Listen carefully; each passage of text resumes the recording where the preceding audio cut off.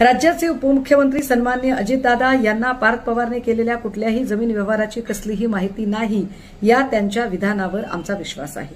त्यांना यातली काही माहिती नाही असं सुद्धा आमची धारणा आहे।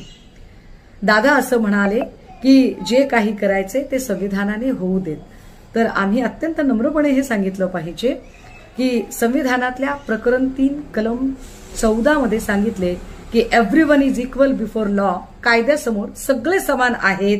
तर मग ज्याचे मूल्यांकन बाजारभावाप्रमाणे 294 कोटी 65,89,000 मोबदला इतके आहे आणि साधारणतः 300 कोटी रुपयाची देय आहे। यापैकी जास्त रक्कम म्हणजे 300 कोटी रुपये आणि मुद्रांक अधिनियमाचे अनुच्छेद 25(ब) प्रमाणे 5% तथा स्थानिक संस्था कर 1% तसेच मेट्रो कर 1% असे एकूण 21 कोटी ज्याचे मुद्रांक शुल्क म्हणजे स्टॅम्प ड्युटी ज्याची 21 कोटीची देय होते।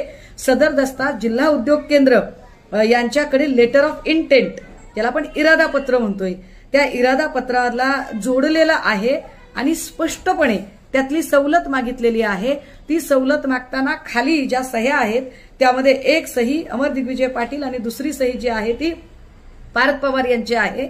या संपूर्ण प्रकरणातल्या सर्व अधिकाऱ्यांच्या जे काही महत्वाचे अधिकारी आहेत त्यांचे निलंबन ची प्रक्रिया चालू आहे, कारवाई चालू आहे। यातल्या शीतल तेजवानी आणि पाटील यांच्यावर सुद्धा गुन्हा दाखल झाला आहे। मग जर सगळं संविधानाने करायचंय आणि संविधानात सांगितलंय की कायद्यासमोर सगळे समान आहेत, तर मग पाटलांवर गुन्हा दाखल होतो आणि पार्थ पवारांवर गुन्हा दाखल होत नाही। कदाचित हे राज्याचे उपमुख्यमंत्री आणि न्यायप्रिय असणाऱ्या अजितदादांना सुद्धा अजिबात मानवणारे नसेल।